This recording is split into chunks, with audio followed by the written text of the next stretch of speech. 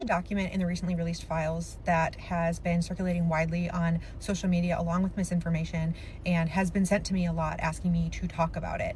And it's related to the idea of non-human entities and beings possessing these elites that took part in activities on Epstein's Island and why they targeted prepubescent children in order to feed off of their energy.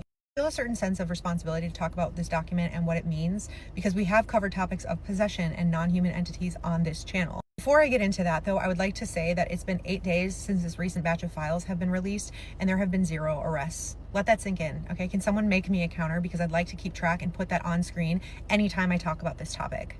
The file in question is EFTA 00103831, and I'm referring specifically to pages 38 through 40. The person who sent this email, whose name is Jean James and is mentioned 11 times in the files, alleges that these non-human entities possess the pedophiles and then use the pedophile as a conduit to harvest energy from these prepubescent children. The idea, I think, then, is that these children, before going through puberty, have a stronger life force then, because somehow puberty is said to dilute it. Now, it's important to use discernment here, because what this email actually was a tip to the FBI, who are required to keep all tips on file. Whether it was investigated or substantiated, we don't know. There's nothing else about this specific topic. However, the person that sent this email, Jean James, sent 11 other emails to the FBI with tips, and a lot of those were addressed to Geoffrey Berman, who is the former U.S. Attorney for the Southern District of New York, who also was the one that subpoenaed for information related to the identity of the anonymous user on 4chan who posted about Jeffrey Epstein being switched out the night before his supposed suicide. This file is essentially impossible to challenge on legal grounds. It's impossible to prove on a technical basis. It was sent by a private citizen in an unsolicited way. So this person, Jean James, was not someone who was on the island, who did not know Jeffrey Epstein. Doesn't somehow prove that these people were possessed. Now, I'm not saying that they weren't worshiping something old, something ancient. We don't know. I feel like people making the blanket statement of like, oh, these people were possessed by non-human entities and that's why they were doing it, that sort of negates the gravity of like the horrendous crimes that these people actually committed. It's okay if you believe that there's like spiritual warfare going on. I'm not saying that you're wrong. I'm just saying that let's not forget that these were actual people who made these choices to do these things to children. Hello everyone, I hope you are all well, and also welcome to my new subscribers. Welcome aboard. I hope that you find my information, my experiences enlightening, helpful, informative, whatever you want to take away from it, or for some people, entertainment. I'm just putting that out there. All sorts of people come on my channels. Many people come on and many people pop off. They'll get through videos, they'll be like, yeah, and then they'll get to a certain point and they'll be like, yeah, no, you've lost me, and then they've gone, and that's fine.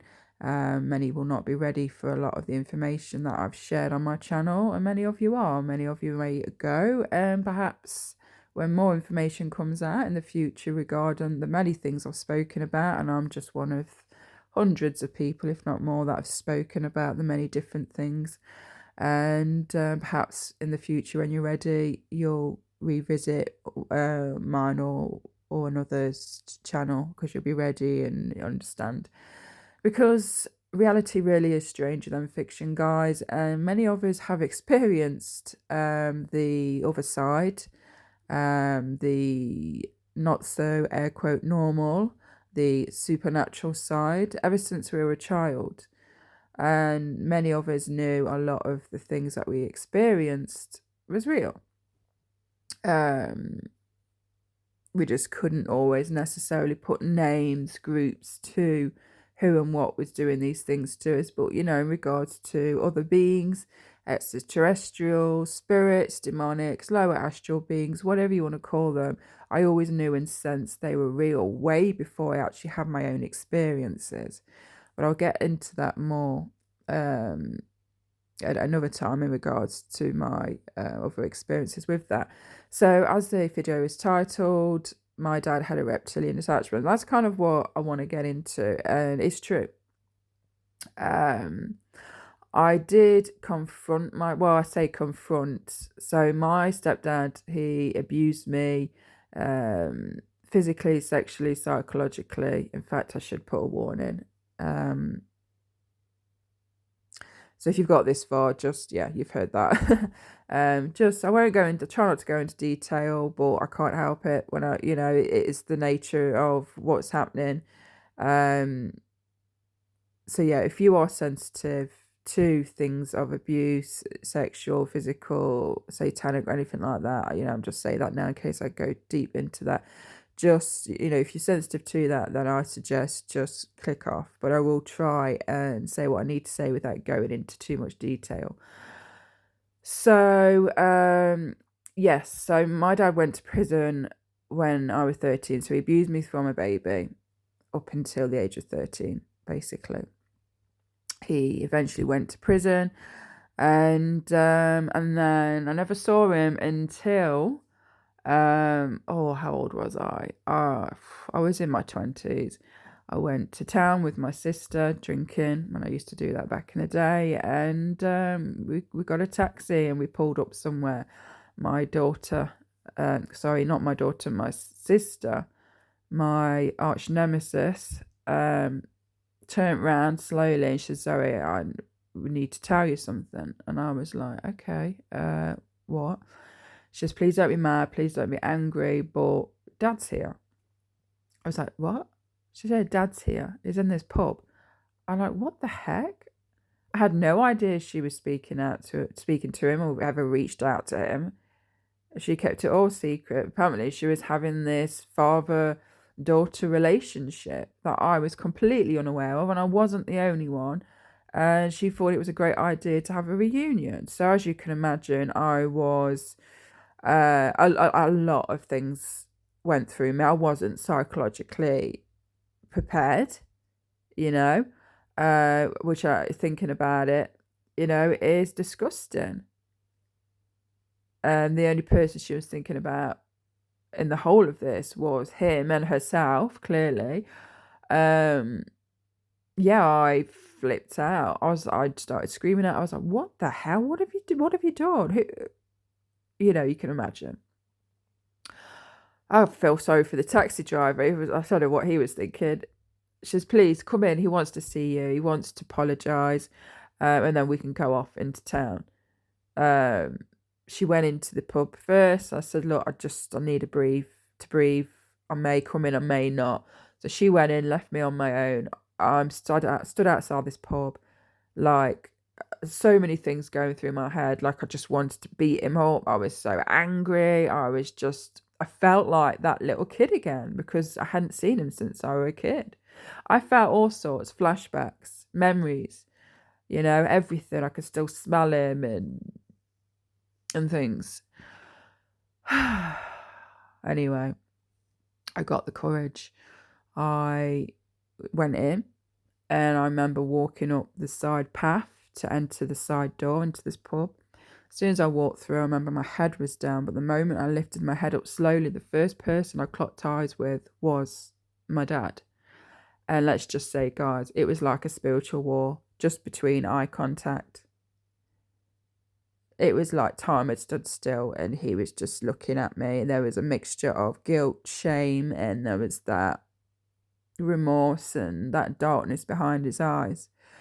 I'm sorry for my voice, guys. And I just stared right through him. It was like something came over me. It was almost like, how fucking dare you? Anyway, I walked into the next room. It was a conjoined room. There was like an archway. I went to the other side, and his partner, who was there, and she was just basically, "Oh, hey, I've heard so much about you. Your dad really is sorry." This is a young, compared to me. I mean, she was like 18. Shocking. And talking to me like she knew me, and, "Oh, I'm your stepmom." Like the whole setup was just strange. And then of course they couldn't get drinks down me any faster because of course they wanted to soften me up, get me to lose my defenses, because I was very defensive. I was pissed off. So, I could see what they were doing. They well and truly set me up. They all knew, they were all in on it. And then my sister was like, oh, go on, talk to him. Please talk to him. And I was angry. I was like, just leave me alone. Anyway, let's speed it up. Long story short, the alcohol were going. I went out into the smoking area outside. My dad comes out. He's a whiskey drinker. He's like, oh, get Zoe a whiskey. I was like, no, I don't drink whiskey. I don't want to drink. Thank you. Like, no, get her a whiskey. So I got a whiskey.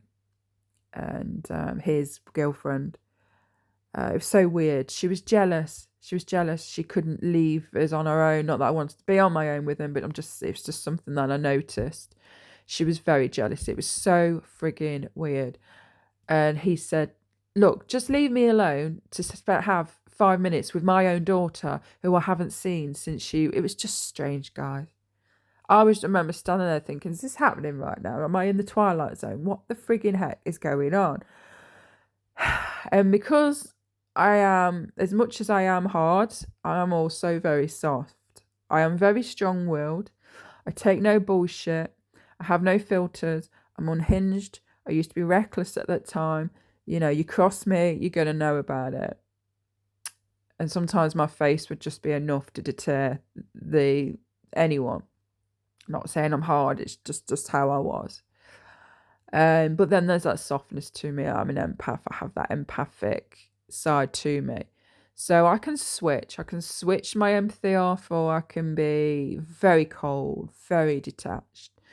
Now, I immediately sensed on my dad an entity. And so then I became very empathetic towards him. There's more to that, which I may cover in a minute. I don't want to drag this out too much. But anyway, he got on his hands and knees outside in the pub, crying, hugging my leg, crying, I'm so sorry, please forgive me, I can't believe I hurt you, I couldn't control myself, blah, blah, blah, blah, yeah, whatever. And it was the strangest situation. And I'm stood there looking down at this grown man that had abused me and my siblings, now on his hands and knees in a pub, crying his heart out. I was a mixture of feeling like that little kid again that always forgave him. I'm so sorry, I'm never going to do it again. No, I can't control it. I'm so sorry. I promise I'm not going to do it again. There was some Stockholm syndrome in the mix. It took me way back to that time again. And I forgave him. And then I said to him, I looked him in the eyes, I said, you've got an entity attachment. He looked at me. He never looked at me crazy once. He never denied it. If anything, he had this curious look. Now, was it his eyes that were looking back at me at that moment? Or was it this entity like, oh shit, she's found me out? You know, there was no, like, you know, it was weird. It was so strange. He never confirmed or denied. A lot of the time they don't believe they have these entity attachments. But I remember him looking at me differently after that. Almost like, how can I explain it? Like, who is she? Why would she say this? What is she seeing? You know? There was this weird spiritual thing going on, guys. I can't find the right words. Now, I want to quickly say, I'm not excusing him for the abuse or any person that has committed these crimes. Humanity or humans are very capable of committing these crimes themselves. I believe people may disagree. They have to take some responsibility. This is why we have to look after our energies. Our bodies, our energy, our home, is our temple. We have to take accountability.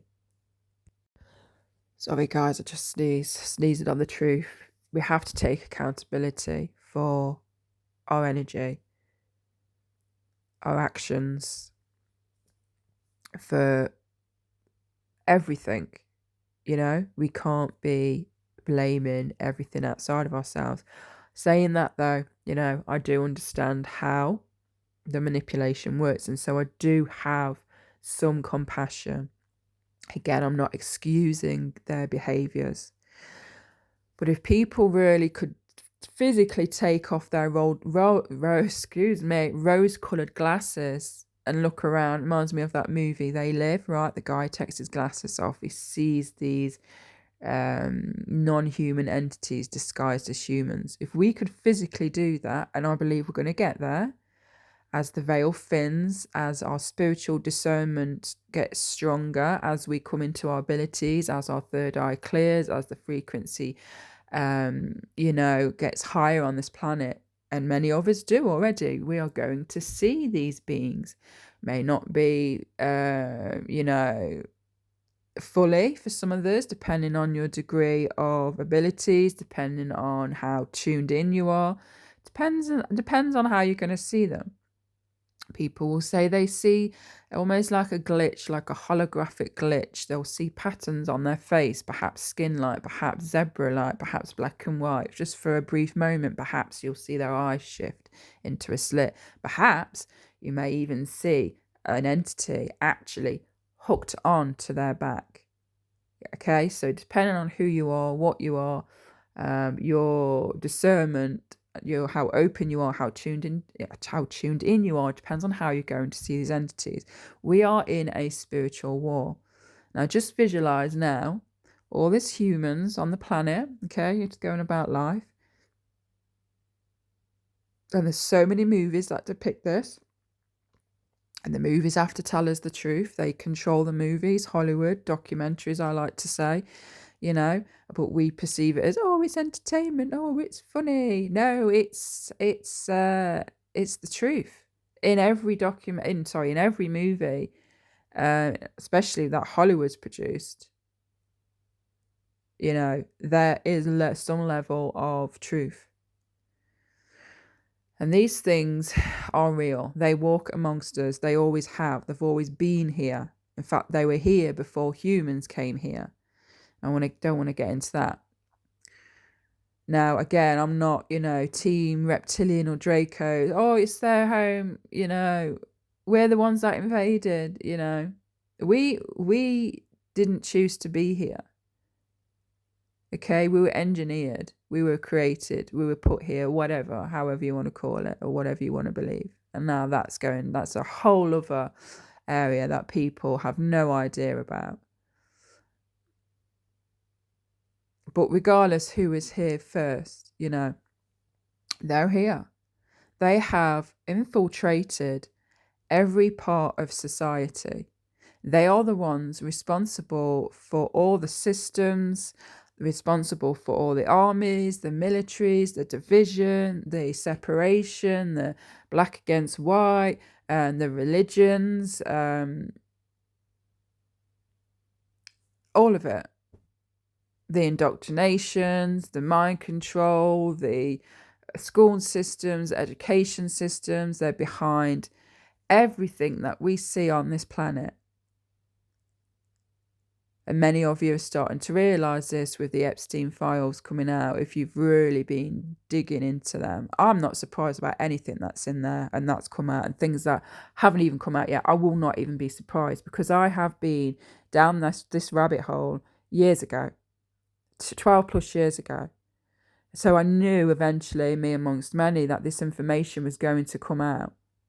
Like that video at the beginning, with the woman talking about that, these people being possessed. Yes, they are involved with satanic rituals. They are conjuring up lower astral beings, deities, gods, whatever else they call them. They're not just crazy psycho people. These entities, these energies, these rituals are real. Very, very real. And of course, it's up to you what you want to believe. But this information is going to come out even more. And a lot of people are still walking around desensitized, zombie-like, they don't want to know. They don't want to care. They're too caught up in their own little bubble and illusions to care about all these things, bad things that have happened. I feel sorry for these people, because you know what? When shit really gets hard, when shit really hits the fan, they're going to know about it. And when they go crying, when they've implemented and taken us all to the next step of a New World Order agenda, if you know, you know, and they're crying because they have got no say. They've got no free will. Well, we've all got free will, but they'll be made to believe they've got no say, they've got no rights, they've got no freedom, and many of them will happily go along. All because, you know, they're afraid of not being able to feed their children, or fear of losing their home. You know, fear is what controls. I'll get into that more at the end, because I'm going off on a tangent. I say it often, guys, I am neurodivergent, and so I do have a tendency to sway off. But anyway, if you can bear with, I appreciate it. So, yeah, so that happened. And then after that, you know, I went to the club, just me and my sister. I was not amused in the slightest. Yeah, and I just needed to just drink. I just needed to just drink and get away. Anyway, it was this whole setup. He wasn't really sorry. But as a kid, you know, this is what I wanted to get into more of how he was. And maybe it might help you with some things you've noticed if you are a victim of abuse. Yeah, he was very Jacqueline-eyed. Classic signs of possession.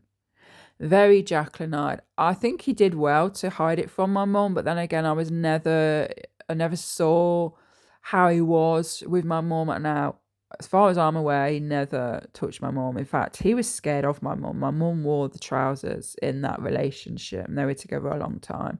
I've seen her. She used to beat him up, you know, play fight, and he was kind of weak, you know. So my mum definitely wore the trousers in that relationship. Now, he was a control freak. He used to be in the military. Now, not always, but there is always, and a lot of people I've come across, a connection with their paedophile granddad or paedophile uncle or dad. They've been, you know, in the military. And I'm just putting that out there. It's not always the case, of course. You know, paedophiles come from all backgrounds. But for a MyLab, there is a connection there. So, you know, if you are MyLab, if you've been in the GATE programs, if you have dreams of being taken to underground tunnels, remember seeing entities that are not human, perhaps you perceive them as demonic, demons, reptilians. I'm not going to get into that. No matter whether they're extraterrestrial, demonic, lower astral beings, they've all got one thing, you know, in common. Not all, because I'm not saying all reptilians and Dracos are bad, because they're not. But, you know, for MyLabs, you know, they've all got one thing in common. They're control freaks, they're cunning, manipulative, evil, and they're mostly in our experiences. I have memories, many of you know, if you've been following me and listening to my videos, you know, they've always been present since I was a teenager. In fact, before that, I just couldn't put a name to them. I just could only describe them. I just knew there was always military personnel and non-human entities. I came into that information much later in regards to what these non-human entities were actually, you know, and that was a whole yeah.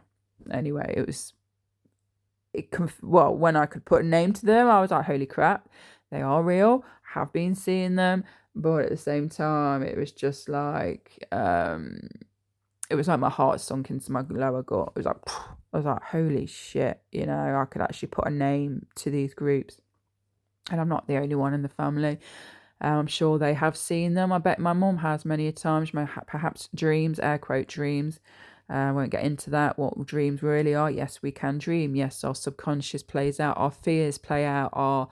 If we've watched something prior to sleep, you know, it will play out. These things do play out. I'm not talking about dreams. I'm talking about when we are asleep, air quote, and we leave our body. I'm talking about OBEs, astral bodies, perhaps when we are our astral body is manipulated and taken from our body, which that is a form of abductions. Not all abductions are physical, they are non-physical, but regardless, abductions is abductions. Okay, there's many ways we can be taken. Usually a lot of the time we are taken astrally, or our consciousness is taken, and then that way when we wake up, air quote, we just perceive it as dreams. And that's what I used to think. And also they can take us physically, but we wouldn't know that they've taken us physically. There are signs and telltale signs. But still, like if you're anything like me, which I was, and still very much now, I was very rational, very logical, or I just wouldn't believe it, in these experiences. But when it's repetitive and it's consistent and it's the same theme, the same experiences, the same entities, the same themes, military, non-human, ultimatums, threats, being drugged, memories of them taking me from my bed, seeing portals, going through portals, being taken through my ceiling onto a ship, and then there's the paranormal, then there's the supernatural, and there's the being in walking life, when I'm, not asleep, being followed by these entities, being harassed, being targeted, being stalked, being haunted. All that was going on as well with everything I've just mentioned. So one starts to question things, right? And then your family starts telling you their experiences again, paranormal things, supernatural things, aliens, And then you're like, oh, whatever. You either normalize it or you just forget about it because it's too traumatic. I've experienced both. And then you start bumping into people. Again, there's that, it follows you.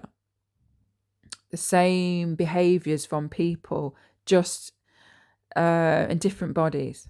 The same relationships, the same name calling, the same control methods, the same attacks.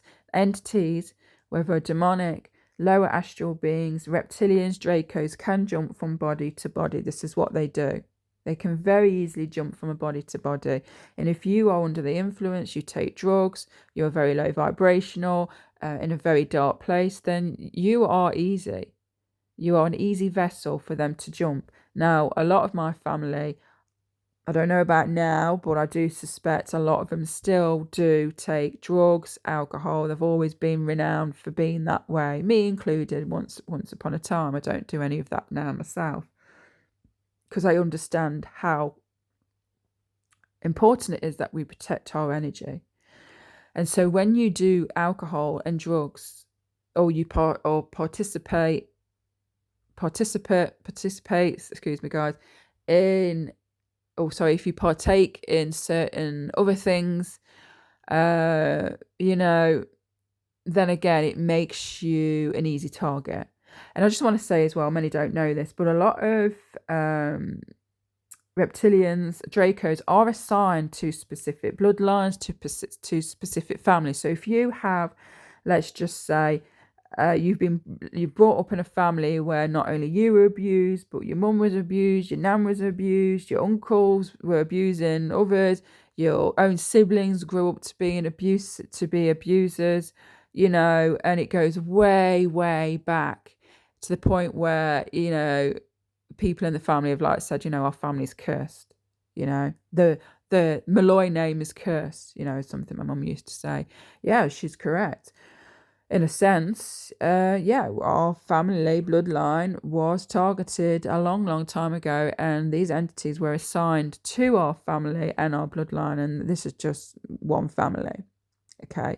It happens to many families.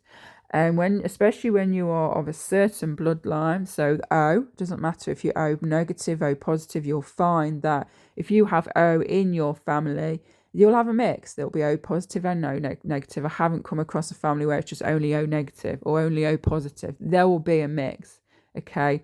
O, period, is a specific type of blood.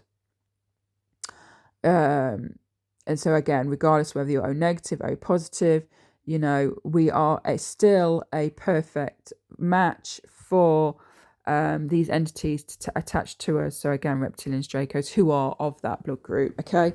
Now, as I mentioned before, you know, we are all hybrids to some extent, to some degree. Okay. We didn't just evolve and come here naturally.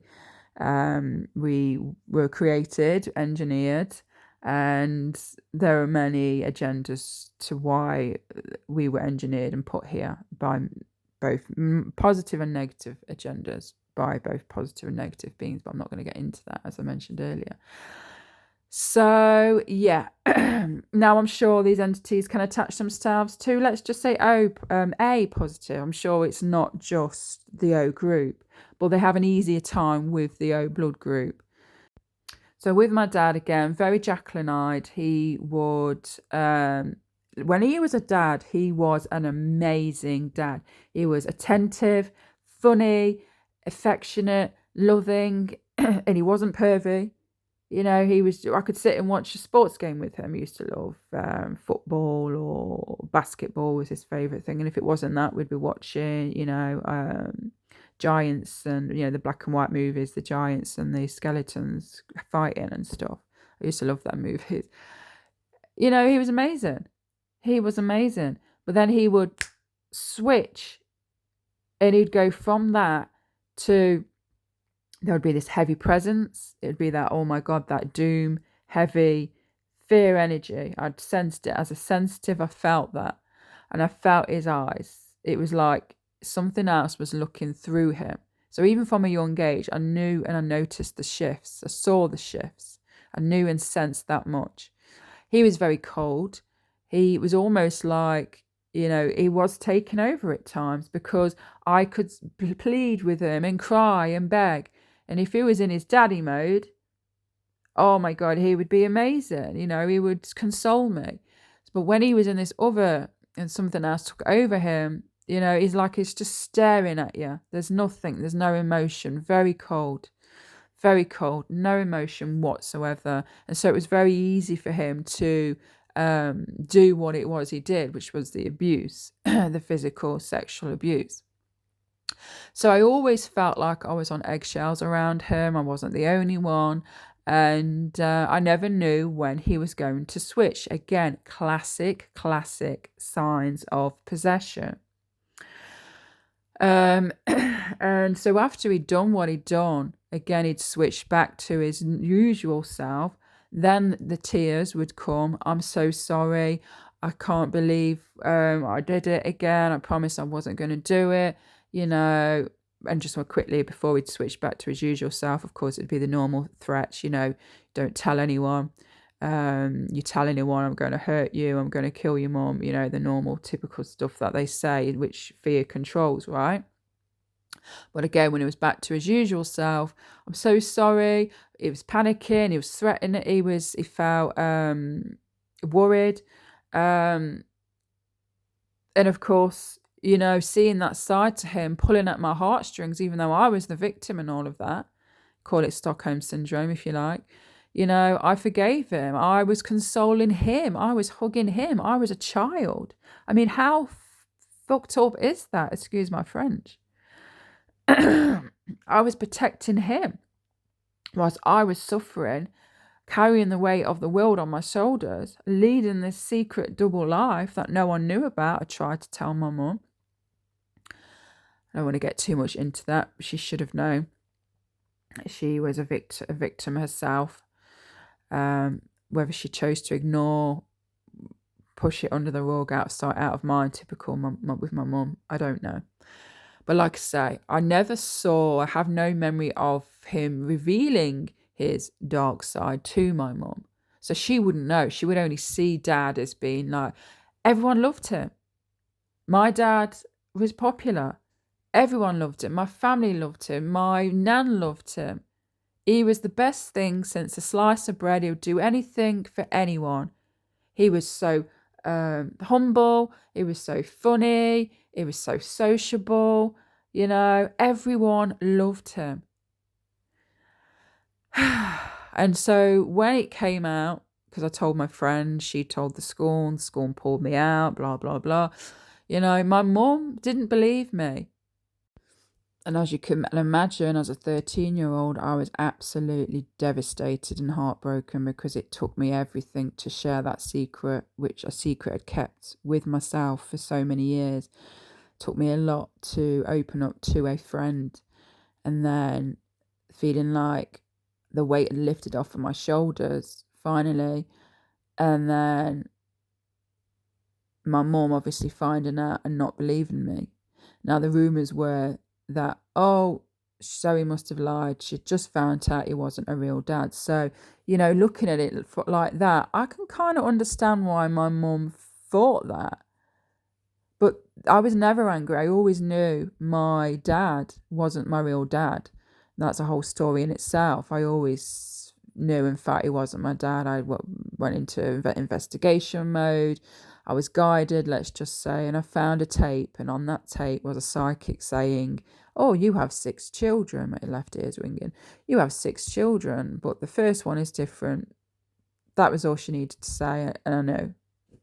And so I never told them that I know. In fact, they told me on my 13th, shortly after my 13th birthday, they called me downstairs at the table. Zoe, we've got something to tell you. Your dad's not your real dad. I was so calm and casual. I went, yeah, I know. Can I go out and play now? And they looked at each other, and then they said, how does she know? And then I got up and went out off to play. So I wasn't angry.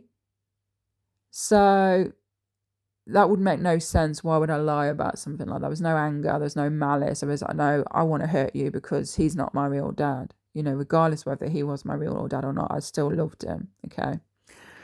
But anyway, yeah, she didn't believe.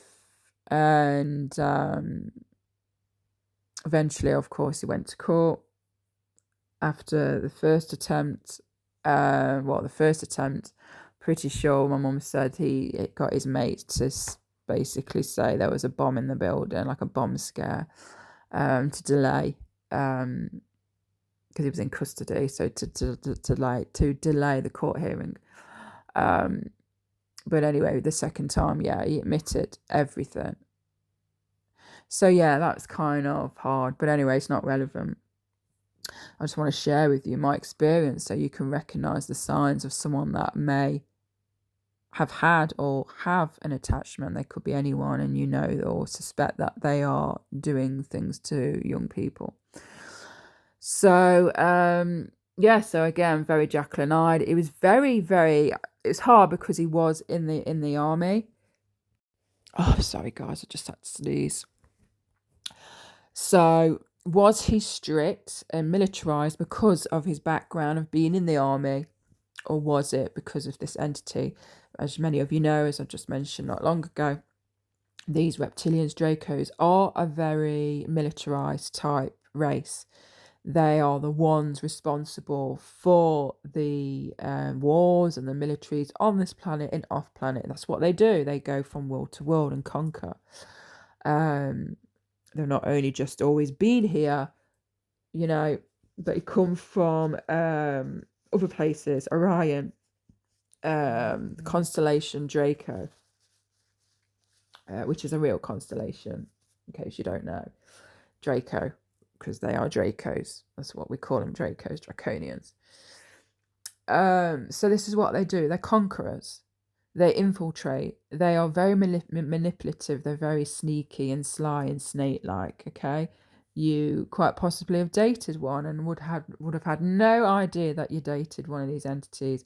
Not only are they're here in the 4th dimension or in the lower realms, and they are attaching to innocent humans. They are also here as half human, half reptilian Draco, so the hybrids, and they're the ones we see a lot in the governments. Okay, they are the ones for the governments, the ones that built the governments, the kings and the queens and the castles and the knights and the royal families. It's all them. That's how long they've been here. It's all about hierarchy. They have hierarchies in their culture. You know, there's always one at the top who you respect, who is more powerful, and then you have like the lower hierarchy. hierarchy, lower hierarchy. It's like a pyramid scheme, scheme, if I've explained that correctly. So it's all about power. They're all about power and control. The more power and control you have, the more respect is given to these entities.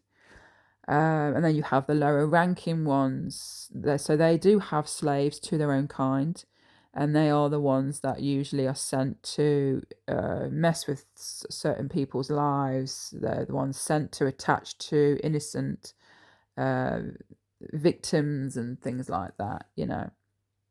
It is the survival of the fittest. They're all scrambling to be the better, the best, get to the top.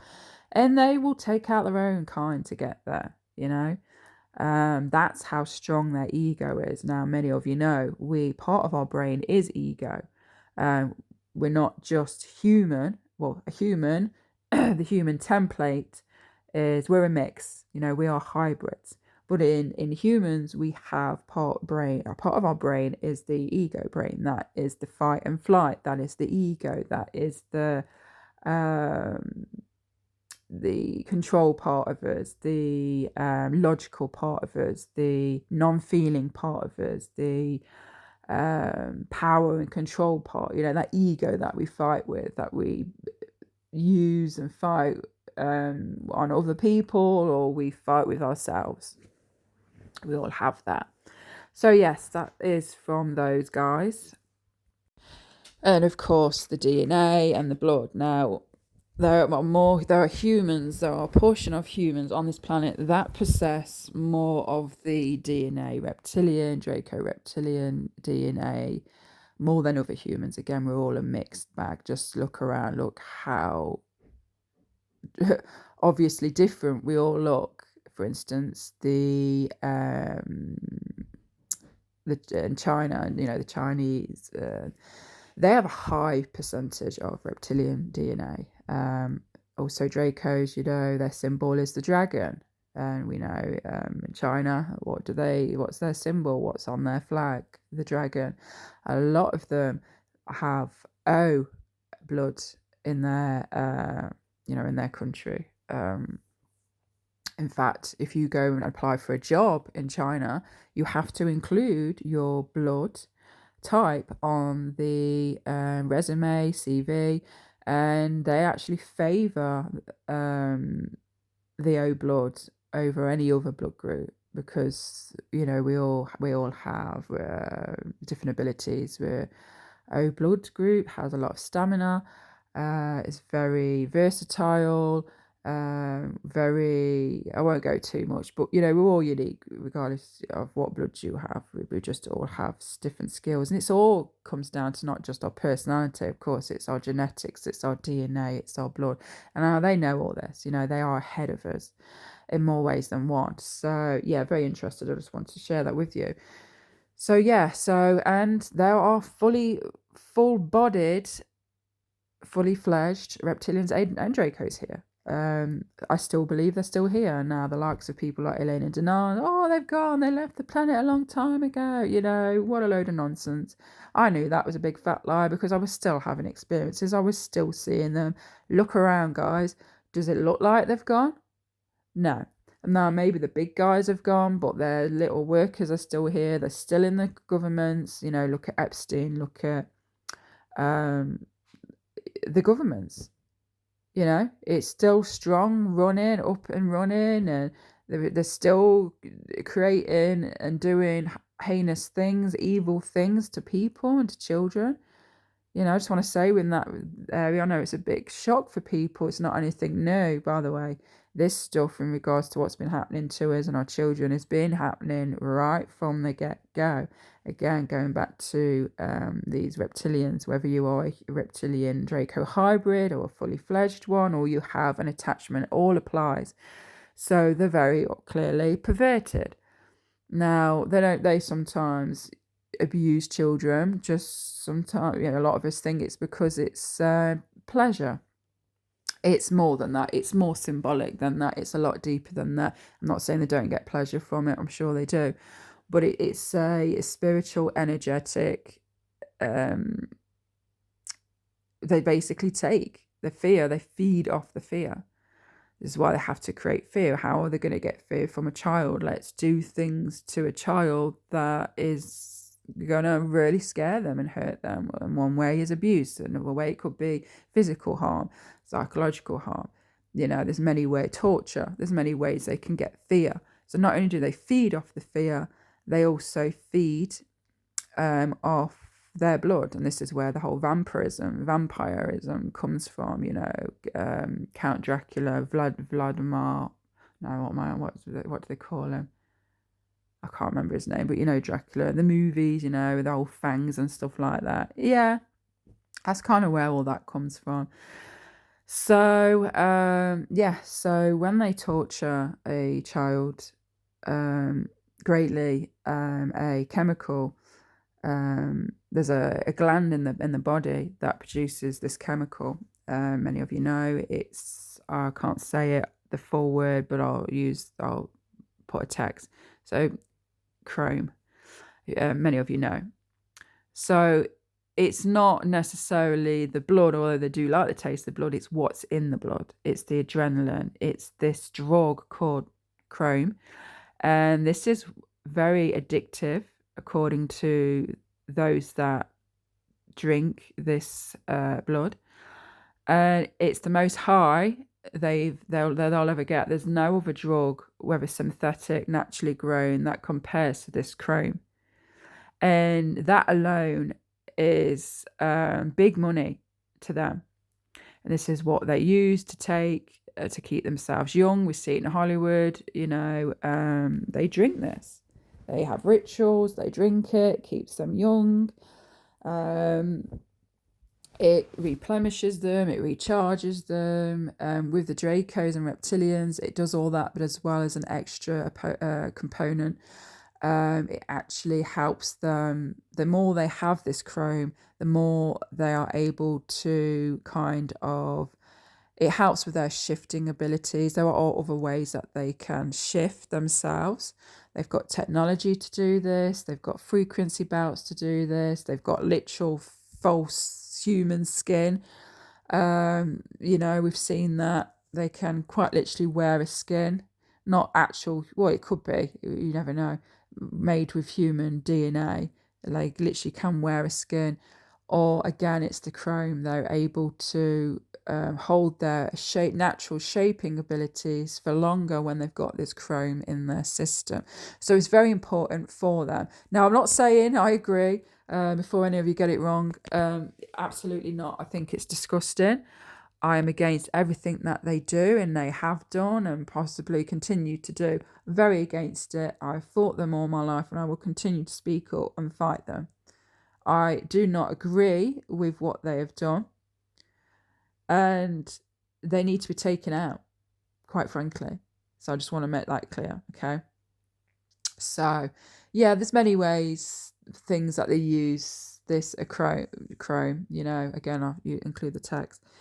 So yes, they're very, so again, signs, they're very pervy, okay? They're very perverted, again, in my family. So those that didn't physically or sexually abuse me, there were perversion. There were my uncle, oh, you are so sexy, you're beautiful. If you wasn't my niece, oh, I would marry you, or slapping their other niece's bottom.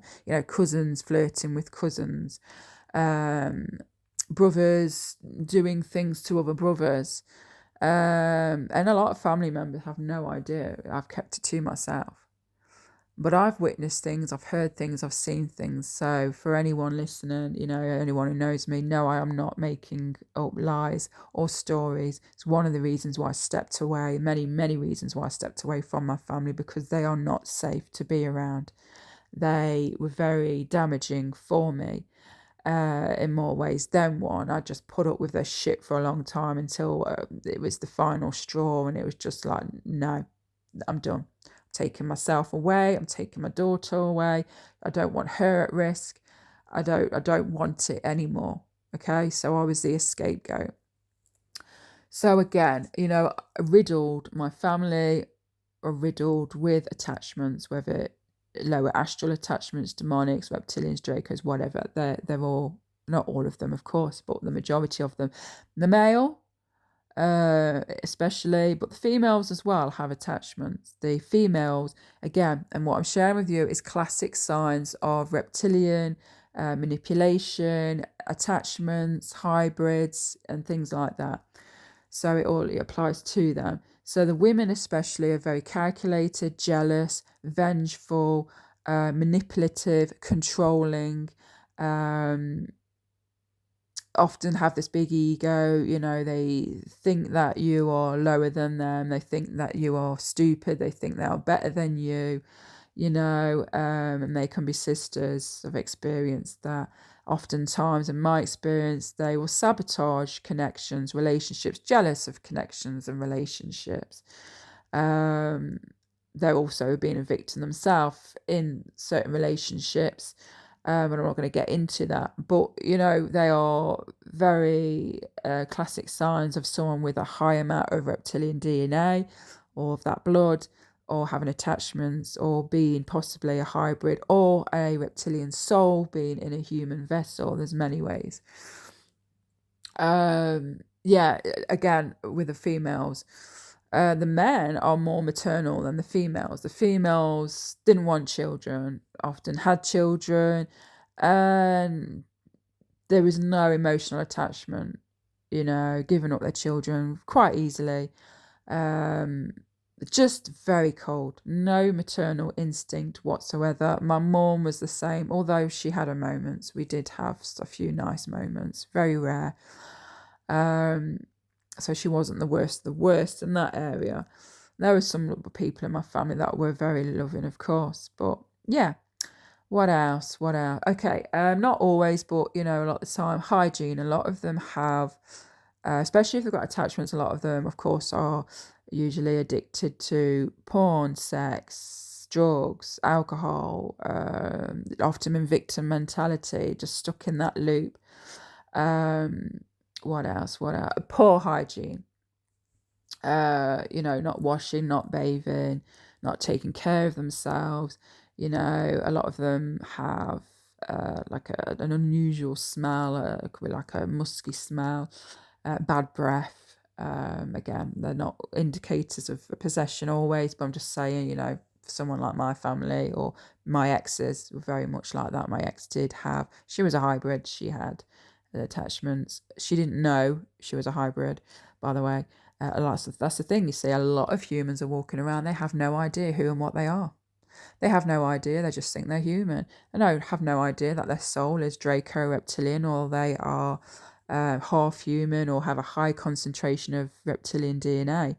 But, when you are familiar with that energy, that reptilian energy, put me in a room, I could point them out straight away. Who's reptilian, who's not, who's got attachments.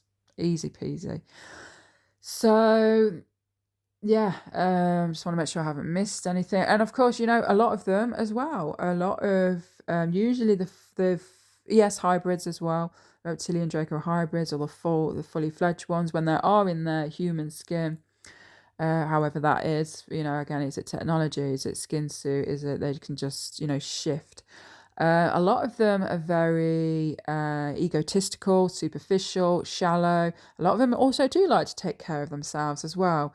They have nice cars, they have a lot of money, good jobs, go to the gym a lot, little charmers.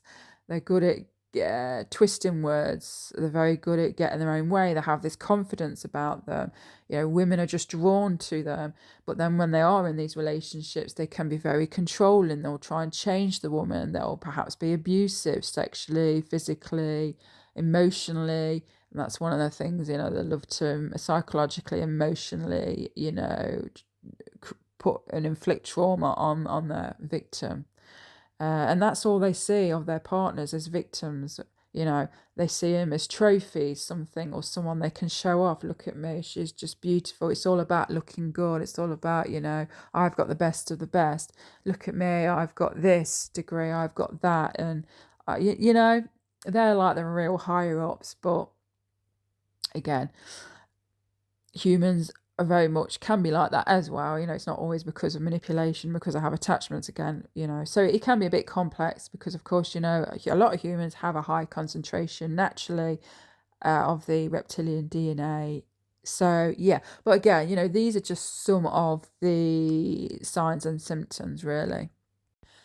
So again, going back to my dad, I've shared this before, but it seems as I'm doing this video, I might as well just include it in this again. So yeah, I saw again, as I mentioned, my dad shifting. And there was this one time, oh, actually, yeah, before I forget, because of my brain. So there was this other element to him, this supernatural side to him, where, at least to me, he'd go from being in dad mode to all of a sudden, there was just this supernatural energy about him.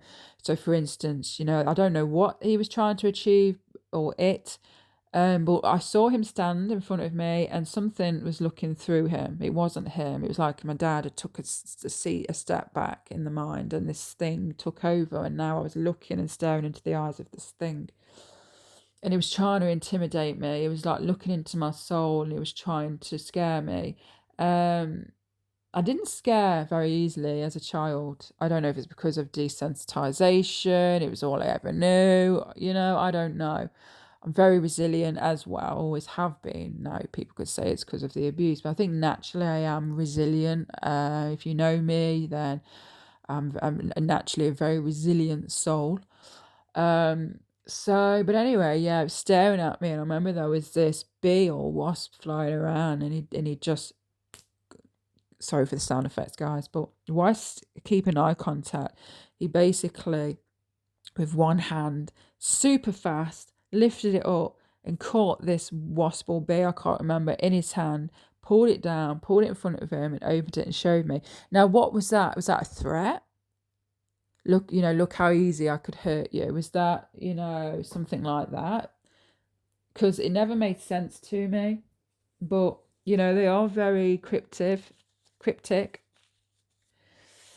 as well. And they're all about symbols and, But that's kind of what I got. It was like showing me his power. Look, this is what I've got. This is what I can do. There was also paranormal activity in the home. So there was that as well. I do believe it was not just from spirits. We did have spirits. I do believe it was this entity that was on him. There were times when it wasn't always on him, and it would just roam around, and I would see it, and it would taunt me, and I would see it as a shadow. It would call my name. It would come up to me and speak in my ear. Sneezing again. It would it would literally haunt me and taunt me. So if I wasn't going through what my dad put me through, there was that side. I was never on my own, let's put it that way, guys. I left my house a lot. I was hanging out with kids, friends. I always felt it watching me. I always felt watched. And at times I saw it. I would see an entity standing under the lamppost. I'd see a shadow shapeshifter, and I would do my paper round at night. Thank you. And deliver papers, and I would see it in the light in the distance, and I would often feel it before seeing it. And again, it was just letting me know that I'm here, I'm watching. In fact, when my dad went to prison, it actually it hopped off of him and actually hopped onto me. But it wasn't with me all the time. But what happened was, when I was in relationships, again, as I mentioned, they can hop from person to person. When I was in relationships, it was using people. I'd meet these people, and not all the time. A lot of the time, they were naturally wolves in sheep's clothing. The hook, line, and sinker approach. They lured me in, and then within so many months, they'd show their true colours. Again, some humans are just shitty humans. Sometimes they don't need help from reptilians. Sometimes they are hybrids. Sometimes they just have reptilian souls, okay? I believe the pure human template with very little DNA, with high amounts of angelic DNA, because we do have angelic within us. And I don't mean angels in the sense of like fluffy wings and stuff like that, although I do believe there is that. But we do have angelic DNA, some more than others. So again, we're all different. So if it wasn't that, then this entity would use people around me. In fact, it would get into people's heads because, you know, they're very telepathic. They can project thoughts and feelings and ideas into people. In fact, that was one of my abilities as a kid and even in my 20s. And in fact, even now, I just don't do it to manipulate others. But I had to test it out once upon a time, and I was like, whoa, okay, this is real. So, yeah, they mind control the projecting thoughts and feelings, ideas into people. So people all of a sudden, you know, people that may be important to you, perhaps could be a soulmate, someone that could play an important role in your life, enters your life, and all of a sudden they ghost you, they ignore you, they start having weird bad feelings about you, or they feel an energy that they think is yours, but it's actually picked up from this entity that is manipulating them, or possibly technology if you're a targeted individual. So there's many ways that they can sabotage people, use people, family, friends, loved ones, to again affect our frequency. Because when we are, you know, being abused by any of these people, again, friends, family, romantic partners and stuff. And abuse is abuse, doesn't matter if it's sexual, physical, psychological, you know, abuse is abuse. What does that do to us? It affects our frequency, you know, it affects our mental health. We start losing ourselves, we start shrinking ourselves, we start not recognizing ourselves sometimes when you are in these abusive relationships. So basically, it's a tactic, it's to disempower us, it's to slow us down, it's to have us not trust in ourselves, to have us second guess ourselves. And with that, what happens? We start having depression, anxiety, we start suffering with low self-esteem. We self-loathe, we hate ourselves. You know, it's all because of manipulation. And many of us live like that for a long time. And so then we're not able to do what it is we came here to do. I believe we all have a purpose, a soul mission, a soul purpose. And everyone's looks different from the others. And sometimes, you know, many of us are here for slightly different missions, not bigger, not better, but just slightly different. And with that as well, you know, because of all that, you're in that low energy, you're not able to tap into your own abilities, your own discernment, your own power, your own psychic abilities that we all have. And so if we can't tap into that, we can't sieve through the bad eggs from the good eggs straight away, meaning people. We end up then falling into abusive, controlling friendships and relationships, one after the other, because in all of this, there is the whole like attracts like as well, which is a natural universal law, the law of attraction. So there is that as well. So, and a lot of the time we are derailed off our path, sometimes permanently, sometimes for, you know, a small amount of time. And then if you're lucky, we'll get back onto the right path, or we take the scenic route and eventually we get to where we need to get. But I always believe even if we are taken off our path through manipulation, oh my God, my apologies, guys. I sound absolutely awful, don't I? Sorry for the rustling of the tissue in the background. Like I say, even though I'm ill, I still felt impulsive. I needed to get this video out. So my apologies, guys, I am wiping my nose right now. I'm trying to get through this. Where was I? So yeah, I believe even if, you know, and they have pushed me, they off my path, they have derailed me time and time and time again. I am so far behind. Well, I was. Let's just say I caught up to where I needed to be energetically in my life. And anyway, I got there. And some of us do. We do recalibrate. We do catch up energetically and stuff like that. But even though, you know, I've been on the bad, you know, on the wrong path, I don't always necessarily believe we were always on the wrong path neither. I do believe that certain souls, before coming down here, we choose a path, we choose our destiny, we choose what it is we want to come down here for. And sometimes it doesn't always go sometimes it doesn't go accordingly. Again, if you are a specific type of soul, a volunteer soul here to help dismantle the matrix, then we are going to be targeted right from the get-go. The moment our soul enters the grid that is around the planet, that is the artificial, inorganic grid technology that the Dracos and all that created.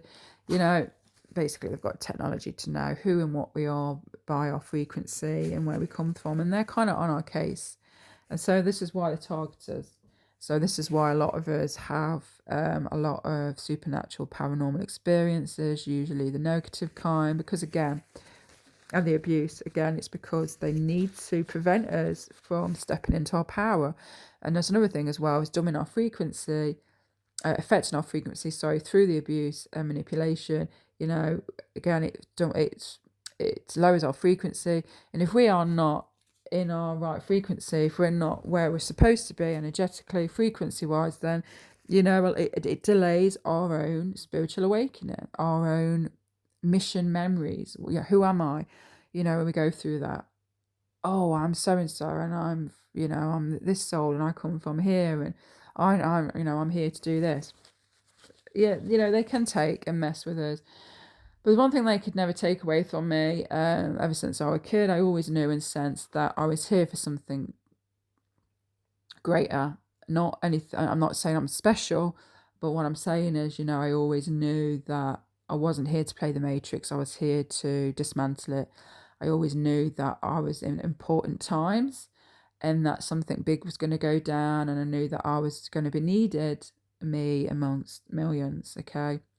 We just had that seed within us, and that's one thing they could never fully take away. Now, they do affect our memories. Again, a lot of mind control. They can erase memories.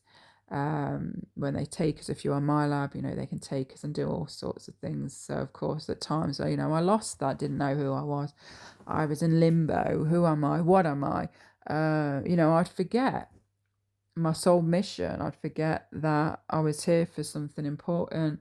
And then, of course, all that comes back. And then it's like going through that reawakening again. So I call it like the Kanye Westers. This is something they do, but it's becoming less and less. So that's a good sign. So yeah, spiritual war, guys, not just in the movies. It's not just, it's just not in the movies. It's real. Spiritual war is real, okay? I just want to say, not that it matters, regardless of your beliefs. I'm not religious. I'm not, I do believe that there's a lot of truths in the Bible. I really do, but I know a lot has been taken out, edited, changed, manipulated, and a lot of fear has been put into it, the fear of God and all that, all that's manipulation. That's all I'm going to say on that. So, yeah, like I say, they've controlled, manipulated everything right from the get-go. But we're waking up, and we are waking up even more now with this stuff and Epstein, and there's going to be more things to come out. But anyway, I just want to make sure before I get on to the last final bit that there isn't anything else that I've missed. So, yeah, I hope that makes sense. Oh, of course, just quickly. So, yeah, my stepdad obviously went to prison, and then eventually my mum met someone else who was actually worse and more evil than my stepdad. Again, I don't think he had connections to the military, but the partner who she's with now does have connections to the military. So very interesting. But anyway, the second stepdad, yeah, he was evil. He definitely had high concentration of DNA, reptilian, Draco DNA, more reptilian, for sure. Yeah, he definitely had attachments. It couldn't have been any more obvious. Of course, at the time, I didn't know. I wasn't aware of this, but I knew something was very off, very dull. And I'm not just talking about the abuse. Like, he was next level than my dad.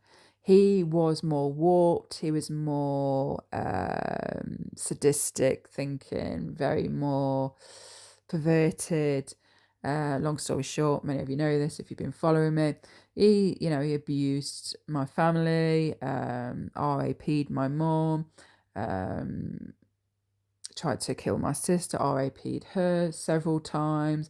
There were witnesses in the family, like chased him with a knife, and if put it this way, this person's words, if he'd got his hands on this monster, he would have killed him. And you know what? He would have done. So, and then, you know, he was into dark music, heavy metal. I'm not saying if you're into heavy metal and like that you're a bad person. I just want to say, sorry, guys, keep getting cut off. Sorry. So yeah, it's the entities attached to these musicians that are into that music. It's the energy infiltration of the music. It's harmful frequencies with the music.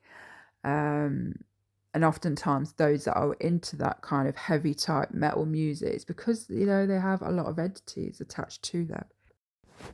Sorry, I keep sneezing. Not all of them, okay. Not all. I'm not saying those that enjoy that music or because they're not to be trusted, they're bad people, they've got attachments. Just believe that they either do or they're more susceptible, prone to having these attachments. And, you know, often those drawn to that type of music are in a very low place, you know, again, like attracts like, you know, if you're in a very good place, you're attracted to, like for instance, you know, I suffered severe depression when I was younger, and I found comfort in horrors, and people used to think I was weird for that. I would literally fall asleep to horrors. It was so comforting. And now I don't really watch horrors, you know, I don't resonate with that. It doesn't feel good. So again, usually those that are into that music, you know, they're usually big drinkers, self-harmers, have addictions, have poor mental health. Not always the case. I just want to say, I don't want to offend anyone.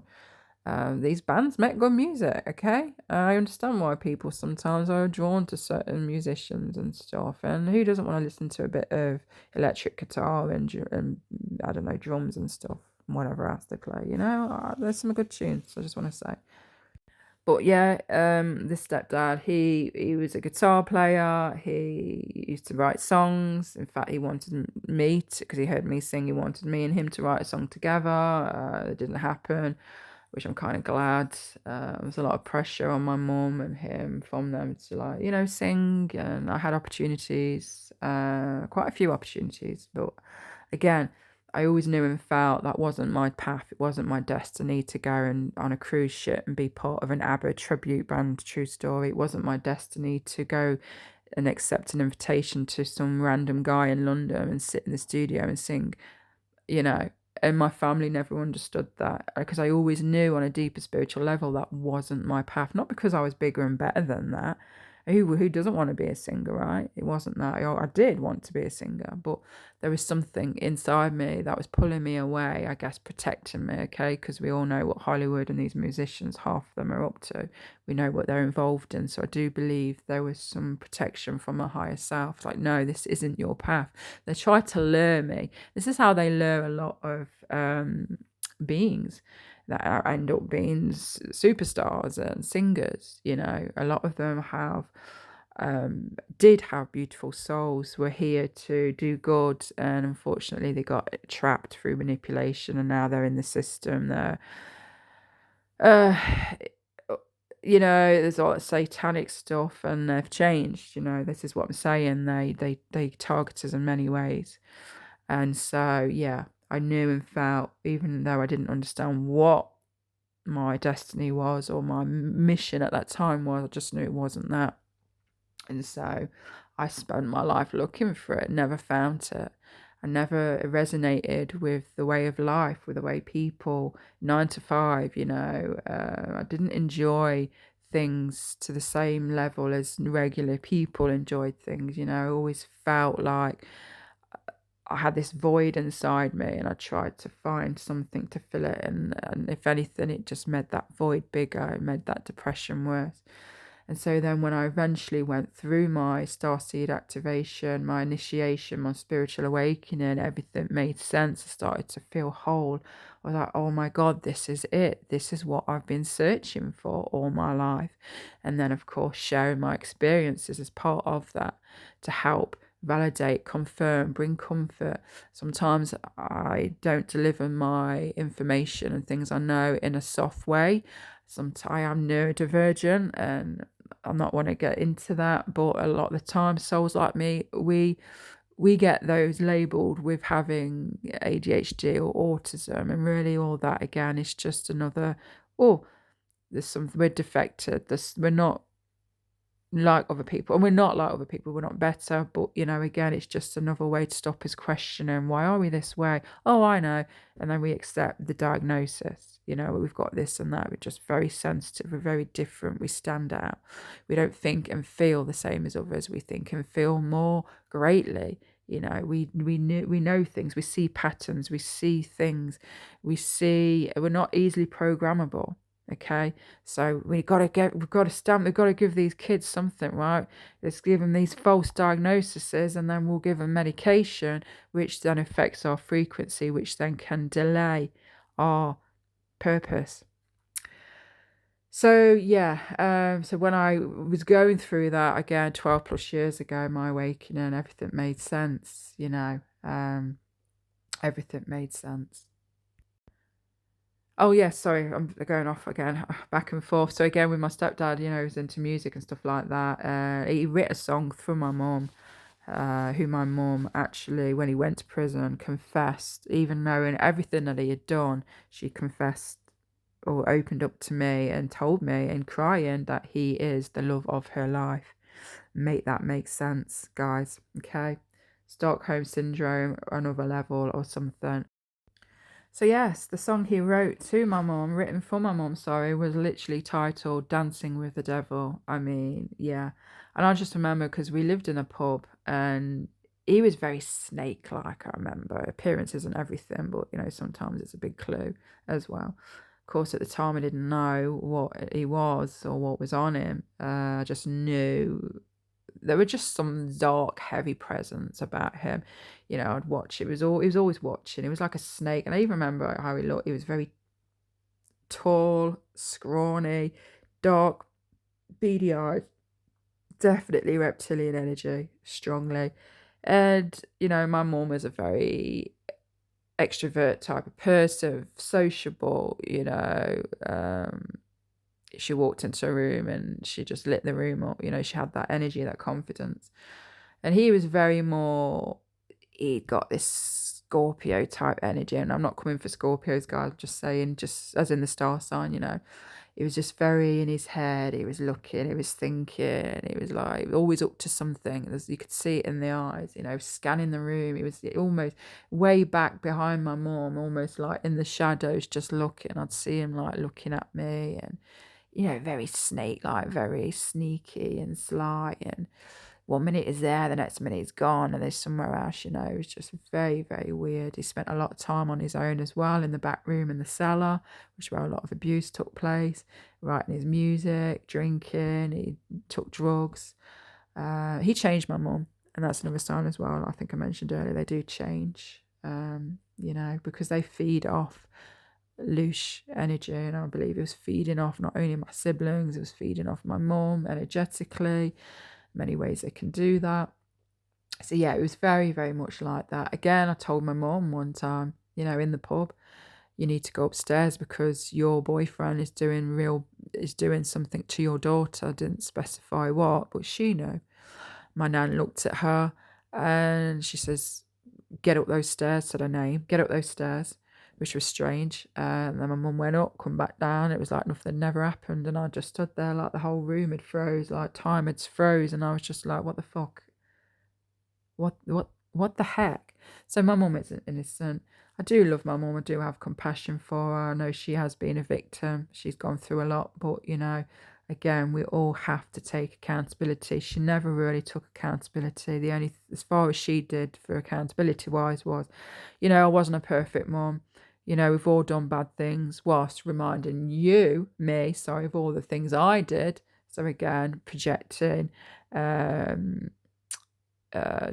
taking the attention off her and twisting it, and but that's all she said was, I wasn't perfect, I did bad things, but I just wish she would take proper accountability, but unfortunately she won't. And so yeah, I don't live in victim mentality. I've been a victim many, many times, I still am, But I don't live in victim mentality, unlike my family. I'm not saying there's anything wrong with being in victim mentality. It serves a purpose. It serves a purpose. But when you're stuck in that energy, it can cause more harm than good. And this is why you have to get therapy. You have to want to sit with yourself, face yourself, put your hands up when you've done wrong.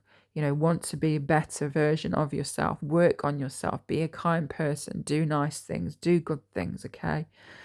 Fortunately, a lot of people in my family don't want to change and have, again, unfortunately, inflicted pain, abuse on other people. I'm sure these victims will come forward eventually in the future. So yeah, my family don't realise that. I know a lot more. I've seen a hell of a lot than that. I just never, you know, like I know their secrets. A lot of them have skeletons in the closet, but again, I walked away from them because I just needed to protect myself and my energy. So I will always send my mom, you know, healing and protection, and you know, and I do. You know, she's my mom, but like I say, I had to make a hard decision. It wasn't an overnight decision. Let's just say it was just, you know, the final straw, and that was it. I was like, you know what, I'm done. So just some other bits before I forget, because it's just come to me. So I actually watched My Stepdad #2, the one who played the music and stuff. I actually watched him mind control my mum, and I watched her change with my very own eyes. Her thought patterns, her beliefs. Yeah, it was a night I'll never forget. I'll never forget. He had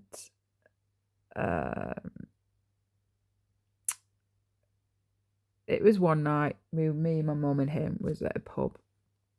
He was acting very weird, wanted me to call him dad and wanted me to sit closer to him, and I felt very uncomfortable through the whole of that situation, and a little part of me felt bad at the same time. Don't ask me why, because he was evil. And basically he kissed me and quite literally put his tongue right down the back of my throat, and it was horrifying and something I'll never forget. Anyway, he got beaten up because these two lesbians saw what happened. My mum was in the toilet at the time. I told my mum what happened. She immediately believed me. She was like, oh, did he now? And then, you know, he got the shit beaten out of him. And my mum was like, that is it. That is it. We are done. He's not coming back to the house, blah, blah, blah. We was having this whole conversation, walking to the house. We get to the house and he crawls in quite literally. And then I'm downstairs. He calls. Then he's upstairs with my mum. My mum is like obviously shouting, they're fighting. He calls me upstairs, and then my mum all of a sudden is just like walking, pacing up and down the room, up and down the room. And I watched him. He literally basically said to my mum, you know, it's not real, you didn't see it, it's not happening, she's lying, none of this is real, none of it happened, you know. And then he turned around to me and he said, you know, tell her, Zoe, tell her. It's not real. It's not. So he tried it with me. It didn't work with me. And I actually said, look, Mum, this isn't you. Look what he's doing to you. Look how it's just changed. Look how it's changing you. Because she went from, you know, believing everything, knew what had happened, to all of a sudden completely changed. And then she was weird towards me. She hated me. Looked at me like I was a troublemaker, like I'd made it all up. And I was absolutely devastated. And she paid a lot of money for me to go home that night in a taxi, and I just cried all the way home. So he got psychologically into her head. This is what they do. Very manipulative. Made her question her reality. Made her second guess what she knew, what she believed. Very, very quickly. I mean, she was pacing up and down the room. It was horrible to see. And I just remember as well with my stepdad, the first one, I've shared this before, but if you're new, you probably haven't seen it or heard it. So, when I was at home, it was just me and him. I was in the dining room and I heard someone upstairs. Of course, at the time, I was obviously my dad. It was only me and him. So I hear him coming down the stairs. He comes down the stairs and then he walks into the dining room, walks past me, and then walks off to the right into the kitchen. And then I watch him and he walks into the utility room. Seconds after that, I hear the same thing again, which confused me. I was like, who's in the house? It's only me and my dad. Again, hear the sound again. I look towards the door that comes off the stairs, and I see my dad. Yeah, come through, completely does exactly what he did the first time. Same movement, no eye contact, same clothes, everything was identical. It was like a glitch in reality. Walks past me again. I look to the right and I see him turn into the kitchen again, goes off into the utility room. Now, I remember it was like I wasn't tripping. I saw it. I knew it wasn't normal, but I wasn't scared. So basically, it was this attachment, as many of you know, and from what I've said, he wasn't always attached to my dad. So when he was off my dad, he could, meaning the Draco, could mimic to look like my dad. And this has happened many a times in my life where I think I'm speaking to my sister or a friend and really isn't. I'm actually speaking to a shapeshifter, and they've been in my life and I had no idea. The only thing that I had was like, why they're so different. There's something different. The energy's off. Some it's weird, the way they're looking at me, some it's not right. And so, yeah. There's been accounts where I've had experiences with certain individuals and then they have no memory. They're like, no, that never happened. No, I was never there. And vice versa as well. So it's also it's used my face as well. Because the amount of times I've had people say, I know you, I've seen your face. Oh, hey, I spoke to you last week in the club. I'd be like, you didn't, because I never left the house. And I didn't leave the house. I've got kids. Oh my God, did you hear that? That was weird. Like, no, I never left the house. So, again, so it's crazy to think how many times that these entities, and it could have happened to you, you would have no idea that this is what they do. And they're very good. They can mimic to look like your loved ones or anyone. So it is creepy, guys. It is creepy, but it is real. I've experienced it. What was the purpose of it doing that? It was deliberate. I knew that much. Was it trying to scare me? I wasn't scared. If anything, I was confused. So it didn't work. If that was its plan to scare me, it didn't work. If anything, actually just revealed more of what I thought and sensed. I just didn't know at the time it was a reptilian. But of course, looking back, it all makes sense. Even with my experiences and memories when I've been taken to underground bases, and if you're in my lab, you would have had at least one or two of these memories. And we don't always have all our memories as well, by the way. You can be in my lab and have no memories, don't even know you are in my lab. Now, a lot of us get get mind wiped, mind blanked. We can have our memories erased. They do that through mind control technology. Or we have these experiences and we just think they're just dreams, and really they're not. Okay, they're real. And cut off again. So yeah, they're real. They are real. Everything is real. And when it bleeds into your personal life and you're having these experiences and you're witnessing and then seeing having these strange encounters of being stalked or being followed, or there's that supernatural element, in your life as well. There's many experiences I've had that I'm not gonna have time to fit into this, but I'll just share one. I was in a club years ago, and I felt a presence behind me, and I looked and I saw this man. He looked very out of place. It was on his own, and I just remember his skin color and texture was off. At first, I thought maybe he's not feeling well, but he didn't seem out of it. Didn't seem drunk.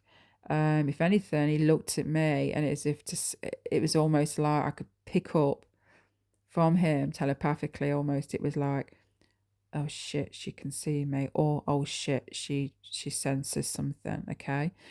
um he had his skin everywhere looked almost oily, but it wasn't. It was so shiny, it looked clammy.